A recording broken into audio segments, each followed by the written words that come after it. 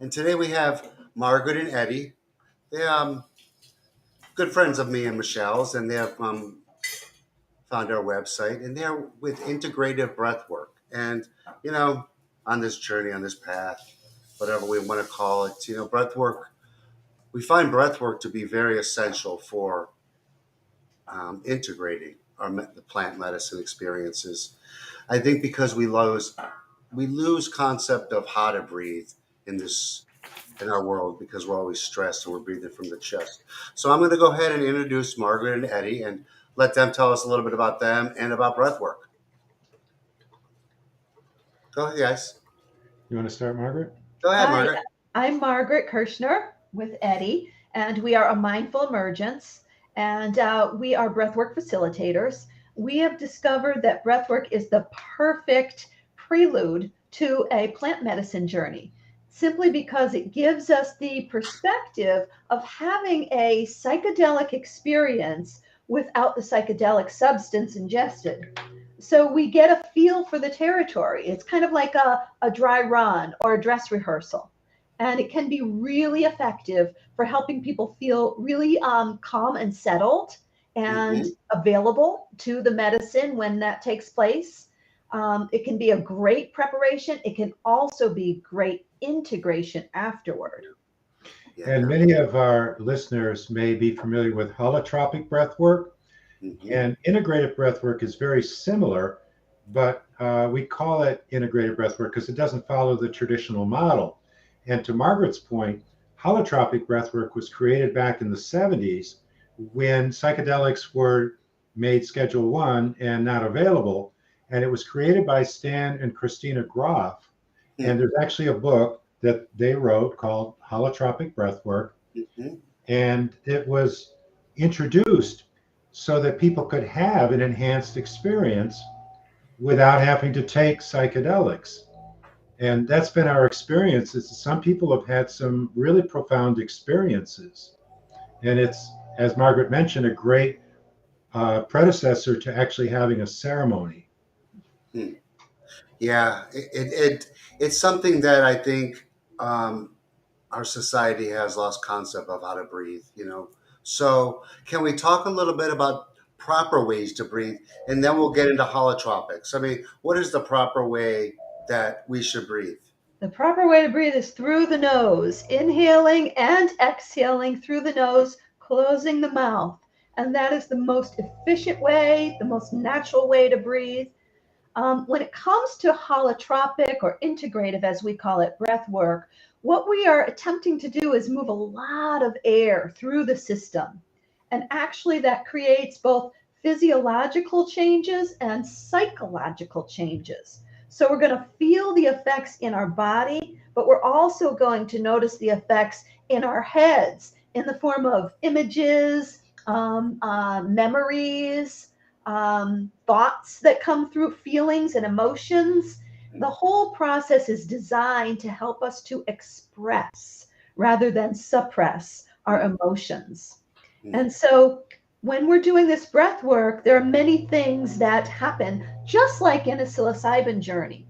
And the first one is we want to amplify our emotions. We want to feel them deeply, turn it up so that we are available. Any emotion is welcome, from fear to awe. We want to also express our emotions through the body by moving. We can move our arms, our legs, our head, our whole spine. We will also want to express through sounds, making sounds through our voice, growling in frustration or sighing with awe or pleasure, singing or humming. We want to breathe a little bit more deeply, a little bit more fully, and a little bit more continuously. And that's what makes the change in our biology and our psychology.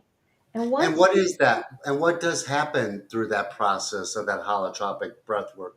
Can you walk us through? Because I know it's a long process. It's about an hour, right? A breath yeah, session. yeah, actually, what is happening on the inside is that less oxygen is coming into the brain. So that default mode network that's typically running the show, planning, remembering, evaluating, Controlling. controlling us and Mm. our personalities, that relaxes a bit. and kind of steps back enough to let our inner guiding wisdom come forward. Yeah, Stan Groff talked about the fact that when that part of the brain steps back, which by the way also happens with plant medicine, that the psyche holds a certain amount of material to process, and whatever has the energy to rise to the surface will come forth, and it gives us an opportunity to work with it. So the process is typically people use headphones, or you can use earbuds. Some people use a speaker, but we recommend headphones or earbuds. And then they use eye shade or something to cover their eyes. Usually people are in a recliner or lying down somewhere. And then there's a specifically designed playlist that helps drive the experience.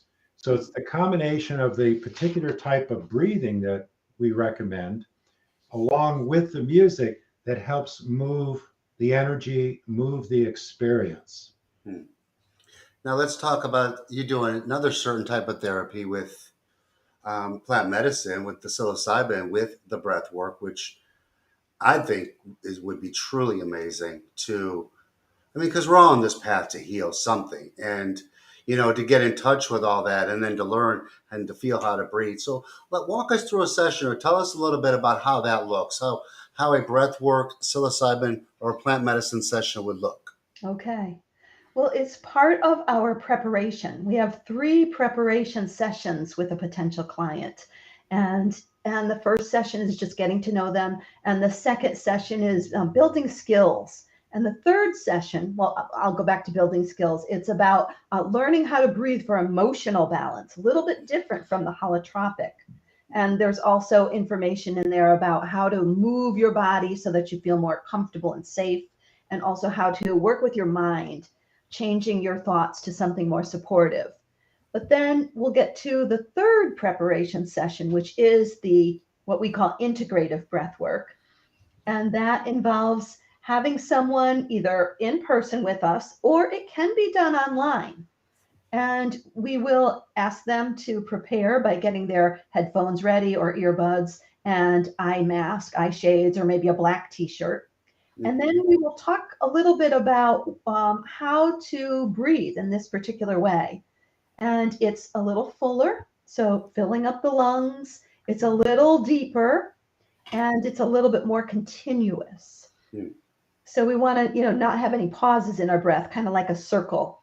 Right. And then after the music begins, we have an hour playlist. After that begins, that person will start to breathe, and we don't interrupt their process. Whatever they're doing is fine. And so they're breathing and breathing, and it may be 10 minutes or maybe 15 minutes before that person feels a change. And that can look like some experiences in the body. Yeah. Describe that. Well, certain symptoms show up in the body, a tingling and sensation in the hands. Sometimes people get chilly. That's why we recommend that you have a blanket or a comforter or something you can pull up over them. And, sometimes people start yawning because of the shift in CO2 in oxygen and so on. And these are all very, very common, and none of them are anything to be concerned about. One of the beauties of holotropic or integrative breath work is it's completely safe. There are some contraindications: untreated blood pressure, a history of seizures, not recommended to do it. Also, pregnancy, not a good idea in pregnancy. And but it's basically a very safe thing that you can do. Mm-hmm. Mm-hmm. So those are the physiological experiences that people might have. So we talk about that in preparation. Mm-hmm. And then some of the psychological changes you might notice during breath work. It may feel like a dreamy state. You may feel like you're in between wakefulness and sleep. So there may be this kind of deep relaxation and dreamy quality. You may feel floaty, or you may feel like you're really super grounded in the chair. It may be super pleasant. I find myself wanting to move my feet or my legs. I might move my hands a little bit. And then after a little while, the person typically gets very quiet, like the movements may stop, and you can kind of tell they've gone another stage deeper.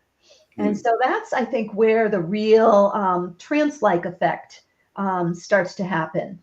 Yeah, for me, it's kind of like I do a lot of retreats, meditation retreats. And Right. it's sort of like within 15 minutes, it's like I'm in the third day of a 10-day meditation retreat. It just drops me in really deep. Yeah. And it's really beautiful. Some Very. people get visions. Mhm. We could tell you stories if we had a lot of time about Right. experiences that people had Well, where, tell us one. Can you tell us well, an here's an experience? example. There was Sure. one woman who's done breath work with us several times, and she's very Christian, very Catholic, I think. And so she said that during the breathwork session, and she had had a history of trauma, Mm. right? She said that Jesus showed up and put oil on her amygdala, which, that's the part of the brain that activates fight or flight. She says Right. Jesus showed up and put oil on there. And I'm like, wow. I mean, typically when the session is over, we gently bring them back and we'll say, okay, if you want to share.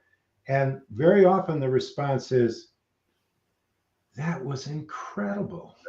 Right. And Yeah. then they'll share these various experiences. Now, is that just through only the breath work, or is that also working breath work with psilocybin? Only breath work. Just breath work, just the breath Amazing, right? and the music coming Right. through. It's a specific playlist, so it's not something that you would recognize generally. Right. And Right. some of the music has a lot of emotional content. Yeah. Mhm. So I noticed a message from Michelle. What does it mean when your fingers and toes cramp up in comfort? Mhm. Contort, And control. sorry. That's a great question. What it means is that people are pushing the breath out. So when we demonstrate the breathing, we encourage people to, like, I'm going to show you an example of how to breathe.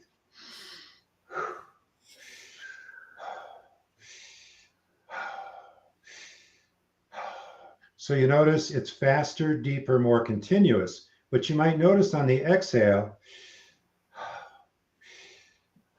I'm letting it drop.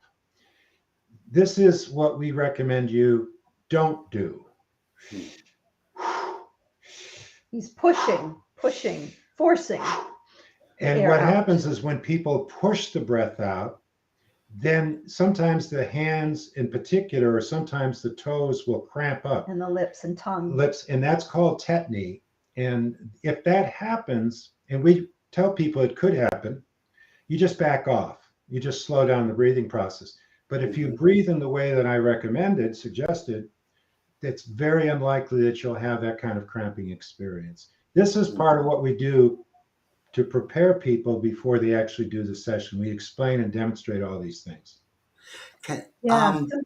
Sometimes it can be very painful, and it can last a little bit after the session is over. hmm. Yeah. Yeah. Yeah. It's very rare that that happens, though. Yeah. Yeah. So we generally say just let your jaw relax on the exhale, like you're setting down a heavy suitcase, and that can prevent it. So I know holotropic you shouldn't do all the time. So daily practice breath work. Do you recommending? I mean, on daily practices for people that you know want to do that with the meditation, and because I think breath work every day is really awesome. So what would you recommend there? I kind of like a Joe Dispenza kind of breath work, but what do you recommend to people? Well, there's breathe. We call them breathing practices rather than breath work. When Yep, we are moving into an emotional balance, we want to do practices instead of gotcha, a very activating gotcha. practice like breath work. So, breathing practices that you might find in a yoga class can be Hmm. very balancing and calming and harmonizing. And there's two kinds that you would do in a yoga class. The first kind is for calming. It's going to bring your nervous system down from anxiety and hypervigilance to a window of tolerance, a state of balance where you can feel more like yourself, you can make decisions. The second kind of pranayama, something you might find in a yoga class, is the type of breathing where you want to bring energy up from low energy or depression or despair or hopelessness. You want to be able to activate some energy so that you're able to, have a relationship or be work in a job and just, meet your expectations of daily living. And sometimes that requires a little bit of, activation.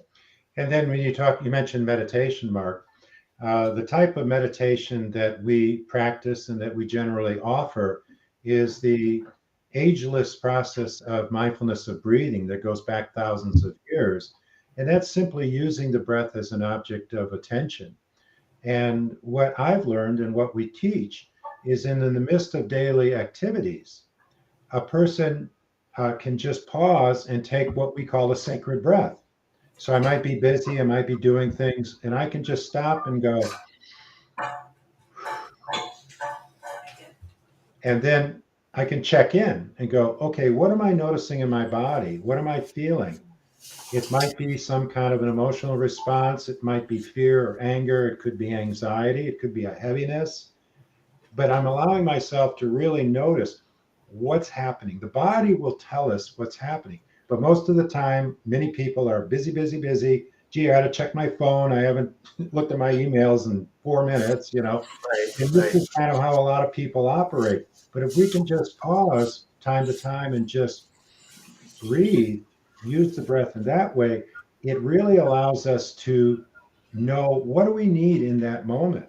And it also allows us to notice what we're telling ourselves about the experience, to become the observer, to just pause and witness whatever story is going through our head in terms of how we interpret an experience. Maybe somebody says something and it's a bit rude. We can just pause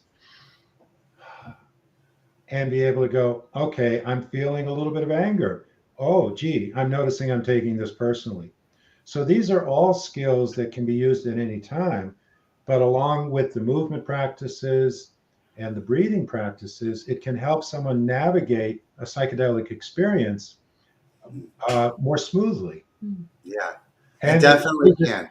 an integration work afterwards. Oh, for sure. There's such a process to these medicines. And, Mhm. when you're doing the medicine, then you're integrating and you're doing this breath work, you're also gaining tools, and the breath work is a kind of a tool for life. It Oh, really yeah. is.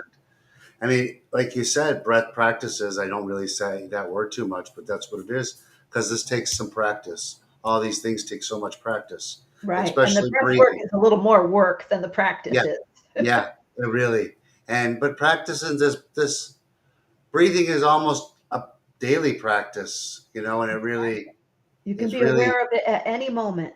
hmm So we were talking a little bit earlier about. Do you think breath work in general gets to roots of problems, can really heal some addictions and traumas and things of that nature?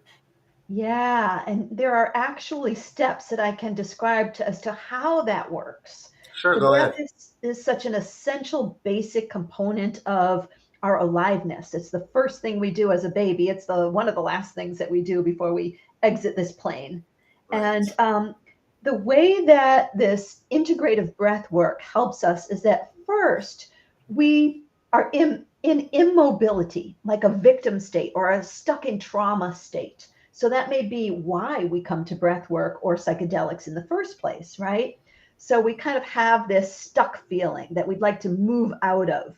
And so when we start breathing in that more active way, it's actually activating our sympathetic nervous system, the part that, needs a little bit of a push to get unstuck. And so we become aware of our feelings in that state. And then we move through mobilization. There's the moving, the making sounds, the seeing the images, and noticing from a new perspective. So that's kind of mobilizing, helping us to move a bit more.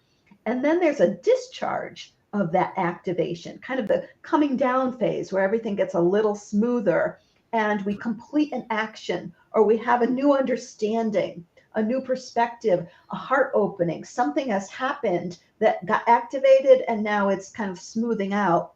And the last part is we end up in an equilibrium, kind of a harmonious state. And we feel embodied because it all took place through this physical body of ours.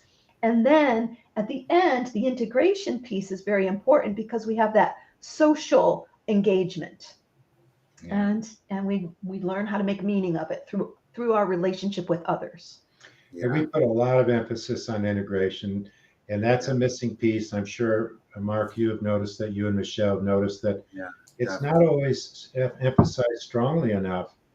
And we not only do integration as part of the process when we are space holders for people going through ceremony, Mhm. that's built into the package that we provide, but then we do additional integration work afterwards through, we have an online integration circle every month. Anybody can join, whether they've gone to Peru and done ayahuasca, or they've done breath work, or had a Kundalini experience they're trying to integrate. We just Mhm. welcome people. There's no charge. And we also have a meetup group here in the Asheville area, in Asheville, North Carolina, is where we live. So people can come there and find their community. So Sometimes that breath work, is that one online, Ed? Is that online, your we, breath work? well, we do an online integration circle Mm-hmm. where just people show up like this and share. And then we also have online breath work that we do every single month. And we Mm-hmm. have a process there where people sign up. There is a small charge for that. And we that's a 2 hour session that people can join.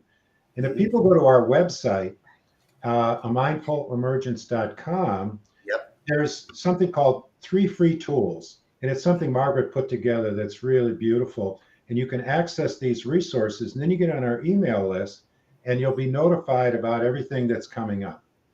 And on our website, there's a tab called breathing practices or just practices. And if you go to breathing practices, you can sign up through the website. Yes. And there's videos on there. People can reach out, ask questions. So needed. All these things are so needed, and that's the part of the integration. There's people don't know what they need on this integration path. So I mean, I'd love you guys to like be more involved in the community that we have there at the plant medicine path, and we'll Yeah. put some of these things out there, and then we can get you also on the website. And Yeah. you know, this is what people need. People don't know where to find breath work, and Right. this is what we're offering. And I think what you're offering is really cool. So, Thank you. yeah. Well, the So, results speak for go ahead. themselves. I'm sorry, Ed, what did you say? The results speak for themselves. Yeah, they really do. I mean, plant medicine speak for themselves. I mean, how that whole process works because nothing worked for me before I dove into all this whole journey. And then I learned all these other practices and these other modalities that, some of them I like, some of them I don't like. And, I use the ones I like and I discard the ones I don't like. But I find breath work very beneficial for me. Breath work and meditation and music. I think it's just for me, it works. Mhm. Yeah. Hmm. It's a So, quick way to get into kind of a deep meditation state. yeah. Because if we were to sit and meditate every day, it may take months and years for us to experience kind of a deep meditative state where we get our inner guidance showing up. But with breath work, it's about, less than an hour. Yeah, we Yeah. joke. Breath work is like meditation on steroids. Hmm. And what do you guys feel? I mean, I like the man, Joe Dispenza. I think he's a very good, for me, Sure. he really helped me learn how to breathe in the beginning of my journey. And I kind of really entertain the way he breathes. Hmm. It kind of activates a lot of my inner, especially my root chakra. Oh, That's the yeah. one that's damaged. That's my damaged part of me the most. So Mm. Mhm. that root chakra. Well, Oh, we But, believe breath is our superpower. hmm, And yeah, frankly, most people really don't know how to breathe properly at that's it. all. right. Yeah. You know, And And why when is that? Where do you think that happened, or why did that happen? Well, when we're born as infants, we know how to breathe. The belly rises. If you watch a brand new baby or an infant, you can see their belly rise and fall and rise and fall. And it's pretty kind of fast breathing. But then somewhere in our very early childhood, we start to have expectations and, we understand that, there's people who want us to behave in particular ways. And there's some stress response. hmm, Yeah. And then you just think over time it was just an inherited, and it's inherited because I definitely, for sure, there was 100% notice so difference in my breathing over the last 2 years, for hmm. Great. sure. Yeah. Oh, great. You've been practicing. Oh yeah, I've been practicing. I think it contributed a lot to my IBS early, like before my journeys. ayahuasca cured my IBS. There's no doubt about that. And then I Mm. think just working all the other um, practices, and you just got to go out there and start living life again. I think that's why we all go to these medicines Yeah, yeah. because we Yeah. want to learn how to live in this real world. So you asked a question earlier, Mark, and I want to circle back to it. Sure. And that was asking if we combine the breath work with the psilocybin. Hmm. Now, this is an interesting question because when people ingest the medicine, okay, if they do some of the breath work, now I'm not talking about the whole process, Hmm. right? But just start doing that particular type of breathing that we've shown and talked about, it has a way of really launching the experience. I will share with you, I was at a ceremony, this was over a year ago, where we were using some plant medicine. And the facilitator, I was a participant, I wasn't facilitating. And there were several of us there. But the facilitator, the guide, knew that we did breath work. So he says, Eddie, after we ingest the medicine, could you have kind of guide us a little bit in the breath work? I said, sure. So I just kind of explained the breathing and we all started breathing together. And I got to tell you, it was like, whoa, it Yeah. just like really fast tracked Accelerated. the come up beautifully. And what do you think the reasoning of that is? Because your concentration level is concentrated on the and focused, I maybe? think it's what Margaret talked about earlier is that this process takes the default mode network is running the show and controlling it. It relaxes that and just allows the inner guidance to show up, which is the same thing the psilocybin does. So it's like the same mechanism, the same mechanics is kind of working in cooperation with each other. And it's an activator in and of Yes, itself. It activates what's already there.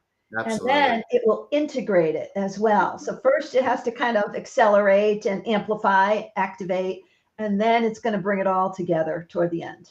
and because we've done so much breath work over the years, we've started exploring different things. Like, for example, combining it with microdosing.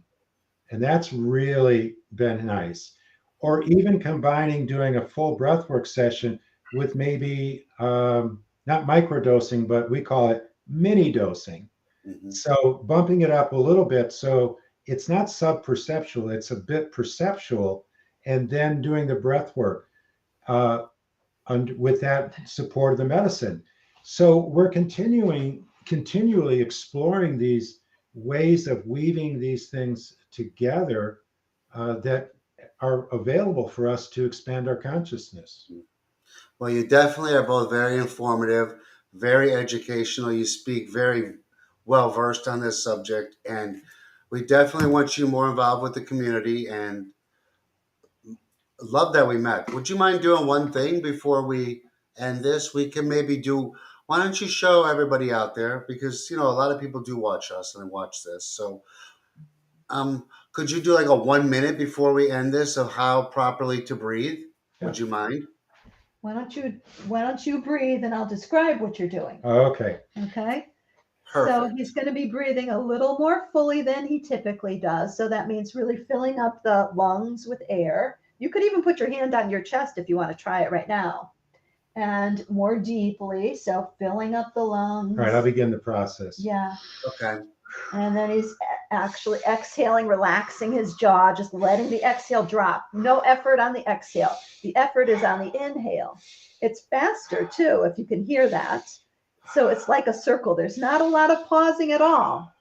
And he's probably already feeling it. He might be feeling a little light. So if you're moving along with us and trying it at home, you might be feeling something after 6 or 10 breaths. Just keep going for maybe a minute, maybe another 15 seconds or so. A little faster, a little deeper, and a little more continuous. It's changing the ratio of oxygen and carbon dioxide. It's bringing up a little activation. So it might not be comfortable, but it shouldn't feel like it's stressful. That's probably been a minute. So, one thing we should note is I'm breathing through my mouth. Now, Margaret mentioned earlier the best way to breathe is through your Right. nose. Mm-hmm. But for this type of process, it's Right. recommended to breathe through your mouth so you can move more air. And I did start feeling some tingling sensation. Yeah. And it is a little bit of work on the front end. You know, Absolutely. I got to get this going, keep it going, keep it going. And, it's just like meditation. The mind will drift away. Oh, gee, do I need to get something for dinner? Oh, wait, let me Right. come back. Come back. Keep it going, keep it going. And then it shifts. We often say breathe until something happens. And that something that happens is we find ourselves moving into a different experience. And at that point, you don't have to keep the breathing going. You can Yeah. just drop into that and feel into that and allow it to expand Amplify. and amplify. So it's pretty cool. Yeah. You guys are pretty cool. So, Oh, yeah. well, I have to say, you and Michelle, what you're doing with the plant medicine path is incredible, and we're just excited. We're happy for you. We're excited to be part of it. We want to contribute. Thank you. We want you to. Eddie and Margaret, Integrative Breathwork, Well, the business is actually called a mindful emergence, Mindful Emergence. We and will this definitely, process is integrative breath work. I love your shirt. That's Mindful Emergence. That's it. We'll definitely be having you on some more, and we'll definitely continue this conversation soon. I'd like to maybe do a breathwork free class here soon online, but we'll talk about that after, okay? Sure. Absolutely. All right, Thank ciao, you. guys.